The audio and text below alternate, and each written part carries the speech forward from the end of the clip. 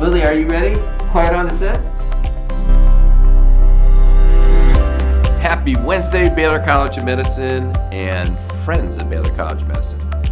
Well, I hope you all had a wonderful Christmas and a safe Christmas. I hope you practice what we talked about, having an intimate, just family get-together and not having a lot of multi-family get-togethers. And it's very exciting. We're looking forward to a new year. The New Year's holiday in New York is always exciting. Janet, do not go downtown and watch the ball drop. I will get very mad at you. You remember, we still got to be safe. So what I thought I'd do, again, we have these questions pile up, particularly around the vaccines, and so I thought it'd be great to take some time and answer the questions. And I just wanted to point out, a lot of people are getting their information from the most important source, where Men in Black got all their information, the National Enquirer, where it says, new COVID vaccines, the untold dangers. I mean, really. Or Scientific American is a pretty good place where you can have, it says truth versus lies. So it's a good source if you want to actually get some information. But please do not go to the National Enquirer for your medical information, and I will try and give you what I think is the right answers. Again, this is not condoned by by NASA or the federal government. It's just my opinion, and I do the best I can with the data I have. So, a lot of questions. Start off with, are the vaccines safe? The answer is yes, they are. As best we know, based on a lot of data, the vaccines are safe. We just went through the VRBPAC meetings, and the FDA approved them because the data are really pretty impressive, almost amazingly so. Let's start off with the Pfizer vaccine. 43,000 participants that were 16 and older. 21,000 got the drug or got the vaccine, and 21,000 got placebo. There were 8 cases of COVID-19 after 7 days of the injection. And there were 162 cases in the placebo case. 95% effective and similar in all subgroups. So that's incredibly effective. A fantastic outcome for a vaccine, better than most vaccines we've ever had. There were 10 cases of severe disease. 9 were in the placebo, and 1 was in the treatment group, but was within a week of the time they got vaccinated. So for sure, it helps. In addition to preventing the symptoms, it's also very good for preventing severe disease. And if you look at the complications, they're pretty minor: fatigue, headache, all the things that make you think your immune system is working. And, those things are what happens when your immune system reacts to an antigen. It releases all these kinds of cytokines that make you feel a little feverish and get headaches and joint pains. That usually means it's working, and those are not severe, those are minor complications.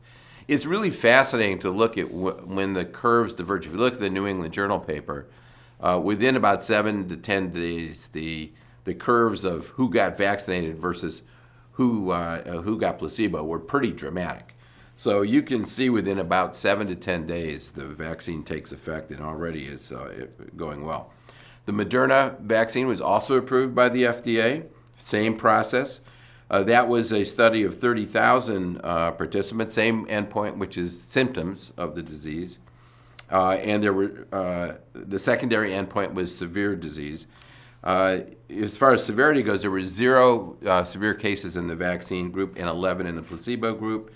And again, it was 95% effective.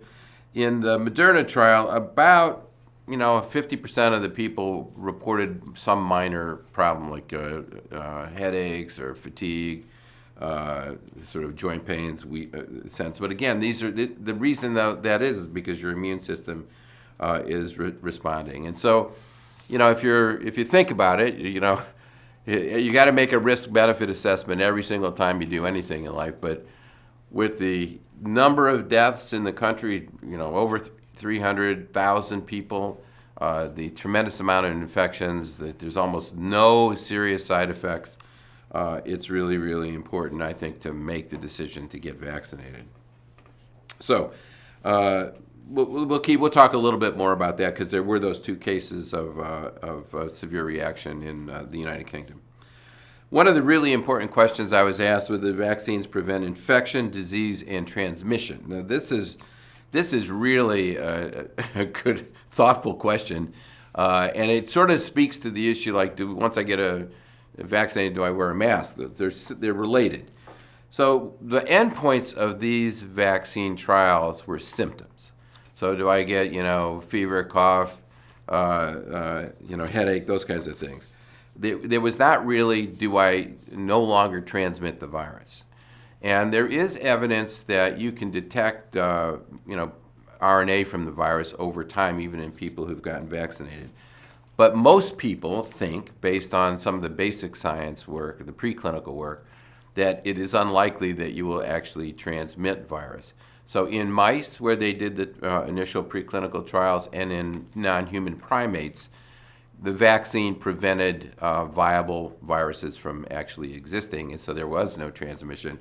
We have not done those studies in humans yet. There are a bunch of follow-on studies to see after vaccination whether or not you can continue to transmit infectious virus. My guess is it'll be, if it is possible, it's a very small amount. But that is the reason why we'd recommend wearing a mask even after vaccination, because while you're protected from disease, it may be that you still can spread disease, and so that's an issue. I think the odds of that are low, and I think we will have data soon to show whether or not that's really true. But from until we get herd immunity, I think it's a good idea, to just basically wear a mask for now. Why were they developed so fast? This is a question that keeps coming back up. I've mentioned it a couple times in previous videos, but the technology is relatively new. It's the first time it's being licensed for vaccine, but it's been around for 2 decades. And the great thing about the mRNA platform is, basically it's not much more complicated than typing in the nucleotides or nucleosides in this case that you want. You synthesize them through a very simple process. And so I'm hoping in the future this platform can be used to quickly make a vaccine anytime. You don't have to go through the process of generating proteins, purify them, making sure they're okay and safe. mRNA is easy to put into a cell. It avoids a lot of the complications. It produces both cell and antibody-mediated immunity, so it's really effective. And the thing that took a long time to get these really effective was a way to get it into cells. It's very easily degraded, and it's hard to get into cells.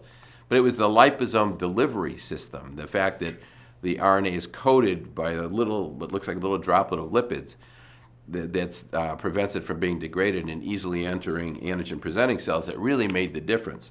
So that's one thing. The second thing, it is 2 decades in development. It's not anything new. And most of these companies who are doing nucleoside mRNA vaccines have been working on vaccines for other diseases. So they were working on flu and other and other viruses, and it was COVID shows up. Well, you had the sequence; it was very easily able to switch and do that, and so it was very easy to get done. And then the other thing about the speed is a lot of times it takes a long time to complete a phase 3 trial. It takes, there are 30,000, 40,000 patients, and to get a signal of 200 people sick can take years. Well, with COVID, because it's rampant everywhere, and in part because we haven't done a good job controlling the virus, it's very easy to enroll people and get to your endpoints quickly. And you shouldn't underestimate the fact that that was it was very easy to get to the endpoints in these trials quickly.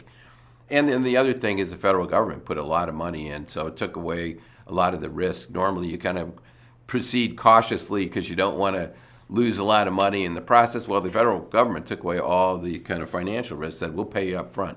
So it was a combination of the government doing the right thing, the companies being ready to go, and the technology being easily adapted to COVID-19 that made it so fast. And I think we'll see a speed to other vaccines as well. If I had COVID, should I get a vaccine or get antibody testing? So the answer is yes, you should get a vaccine. And I'd say right now, if you had COVID, no reason to get antibody tested. The reason is that when you have natural immunity, you respond to the whole virus by getting antibodies to a lot of different parts of the virus that are neutralizing. And in fact, in people who have had the virus, a nice paper showed that there's at least 4 neutralizing antibodies that are generated. Some are more effective than others. Well, the most effective one is to this particular conformation of the spike protein, which is the one that's used in the vaccine. So getting vaccinated where all you're doing is generating antibodies to that specific conformation of the spike protein is the most effective way.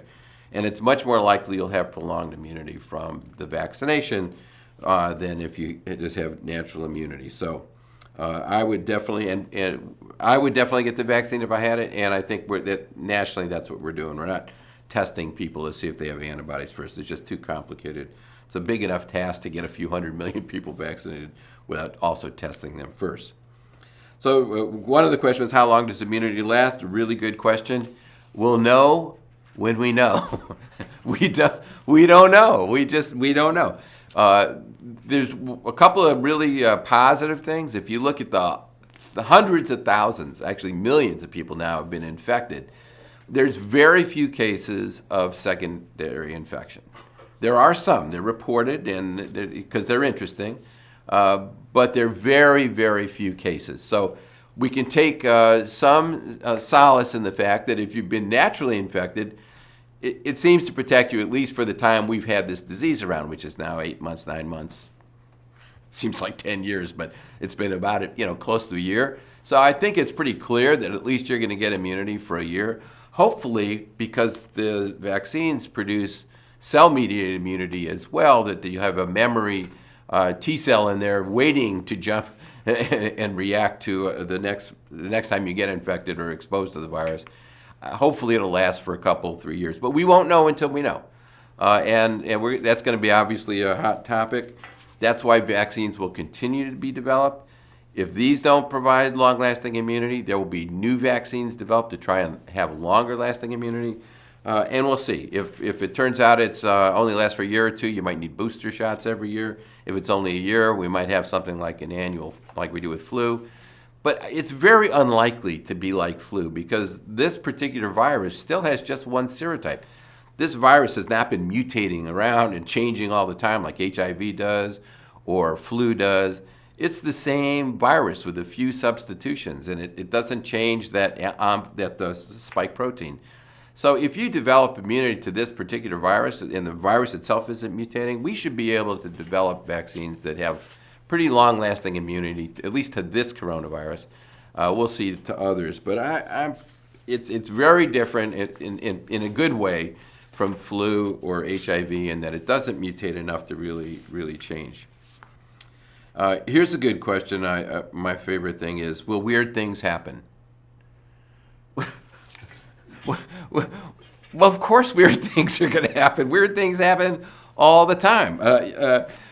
We've only vaccinated 100,000 people or so. I'm sure there will be something that happens that we can't predict. There have been complications of vaccines that took years to develop in very small numbers of people. So my guess is, let's not be arrogant about this. Science is funny. Things happen. What we should do is be sure that we follow everybody carefully who's been vaccinated. And I like the having been vaccinated, there's a follow-up procedure that the CDC and the FDA get your symptoms all the time. And now electronically, we should be able to pick up any kind of weird things a little bit faster and know what to do about them. But I would not weigh that in my risk benefit because it's positive, negative, and weird. I'd keep weird. Weird will be there, but let's not worry too much about it. When can I get the vaccine? Okay, well, everybody wants to know that. So we do not determine the priorities. It comes from the federal government, gives suggestions, but the state determines how it's actually allocated. And the state has said that the first people to get it, Tier 1A, are hospital staff working directly with patients, leadership who's responsible for those people who are working with patients, long-term care givers who are with vulnerable patients, EMS providers, those who provide 911 services, home health care workers, hospice workers working with high-risk patients, and residents in long-term facilities. So we think there's enough vaccine to basically cover those people. In the second phase, we want to move into high-risk patients and essential services, and eventually it'll be to people who are older, have comorbid conditions, and then the general population. My guess is we'll get through most of the high-risk people, 1A, 1B, in the first 2 months. And hopefully then we'll start getting it to everybody else. It's still a little bit unclear to me how it eventually will get to everyone. My guess is it'll have to move away from the healthcare givers like, hospitals and physician practices. Eventually it's going to have to get to pharmacies like, CVS, Walgreens, Walmart, and people will go when they want to get it. I think in another 3-4 months, especially with Johnson & Johnson, AstraZeneca being approved, hopefully early in 2021, that there'll be enough vaccines around for those who want to get them as we approach late spring and summer. Should you get the vaccine if you are pregnant? Well, pregnant women were not specifically enrolled in the trials, but several women got pregnant who are on the trials, and there were no complications. So there's no clear recommendation, but it would be one of those things where I discussed with your obstetrician. There is no clear contraindication for getting vaccinated if you're pregnant, but there's not enough information really to make a strong recommendation. I think that's a discussion you probably should have with your obstetrician. The other thing was about breastfeeding. Is that a contraindication? Well, again, both trials, breastfeeding was contraindicated. Antibodies are transferred through breast milk passively to the baby. That might be a good thing. Although, little kids and infants have really not shown much impact from being infected by this virus. So, again, that's something I would have a discussion with your physician. This is a very specific question. My father's at a skilled nursing facility for stroke rehabilitation. Can I get the vaccine and then visit him every day? Unfortunately, the first step is to get your father vaccinated. So the high-risk patients and facilities need to be vaccinated first. It's still very painful for people who want to visit their family members who are in facilities. Hopefully we will get folks vaccinated fairly soon, but unfortunately you're not in the front of the line yet, but I feel bad about that. Should immunocompromised individuals be vaccinated? Well, again, this isn't known. There's nothing in an mRNA vaccine that would suggest that it would be a problem for someone who's immunocompromised. It may not be as effective because, remember, the mRNA generates proteins and then the mRNA is broken down. The proteins are delivered to cells that require immune recognition, and if you're immune compromised, you may not develop that immunity. So one of the problems is they may not be as effective.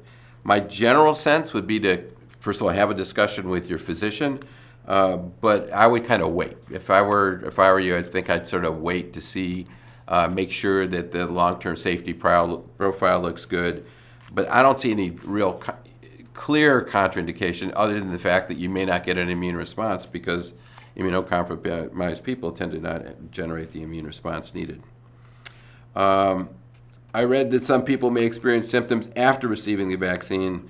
Can those symptoms result in being contagious for a person that hasn't been vaccinated yet? Okay, so that sort of speaks to this issue. We still don't know whether or not you can transmit virus if you've been vaccinated. Some people get the symptoms because the same response to a virus is the response you get to the protein. The difference is there's no virus and you're not infectious and you don't get the disease. You just get some of the symptoms. So you shouldn't be infectious by just getting the vaccine. The issue is, can you still get the virus and transmit it to others? I mentioned before, we don't know that. It's unlikely. But basically, if you've got symptoms from being vaccinated, you're not contagious. There's no virus there. It's just you're responding to the vaccine. I am curious what changes will be made about the vaccine based on the allergic reactions for some who've received the vaccine. Okay, good question. There were 2 patients in the United Kingdom who had an anaphylactic reaction. That's a severe reaction that requires epinephrine, and they had it in the physician's offices. I originally thought it might be the RNA, but it turns out, and again, we don't know with those 2 people, but it turns out they had, and I didn't know this before, they had the same reaction to other intramuscular injections. So in that case, it's less likely to be the RNA and more likely to be something in the injection buffer or some preservative in the buffer. So I don't think there's any real contraindication for people with allergies. It's just if you've had an anaphylactic reaction to an IM injection, intramuscular injection, you probably ought to get vaccinated in the doctor's office and wait for 30 minutes before you leave. But this whole thing about I have allergies to peanuts, none of that is a contraindication to getting vaccinated. So I would not worry about that. I think it's really important that you get vaccinated even if you do have allergies. Okay, does an egg allergy prevent you from taking the vaccine? No problem, because it's not made in eggs. That's one of the problems with protein vaccines is you have to generate the protein in various different cells, and if they're in mammalian cells, sometimes you have a reaction to it. If they're in bacterial cells, you can have a reaction to it. So this is one of the benefits of the RNA vaccines. I think, well, there's one other. I'm reluctant to answer this one, but I'm going to do it anyway. I have neighbors telling me that no one should get the COVID vaccine because there's the chip in the vaccine that will track a person's every move. How should I answer them about should I get the vaccine? Well, I think they read that in here. I think this is the publication said there's a chip. And by the way, you can be tracked by your cell phone. Why are you worried about a chip? But there are no chips. There's no chips in the vaccine. I don't think people really are that interested in where most people go. But if we really wanted to do it, you can do it with your cell phone. You don't need to be putting chips in people. But I like that question. That was a good one. And it's equally likely that you're going to be scanned and a UFO will come and take you off to some other country, other world. Anyway, so that's all I got for this for the questions on vaccines. It's been a wonderful holiday season. I can't wait for a new year. I think we all want a new year.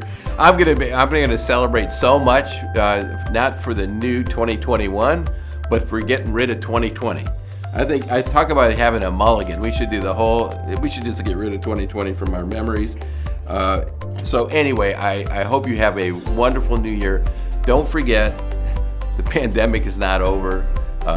Wear your mask, practice physical distancing, and please do not have multifamily get-togethers, and don't go into crowds for this New Year's. Just have a quiet New Year with your nuclear family and kiss 2020 goodbye. So have a great New Year. I can't wait to see everybody's New Year, and I will see you in 2021. And Lily sends her best. Oh, and I think we have the results of the famous Lily fashion contest from Christmas. So have a great holiday.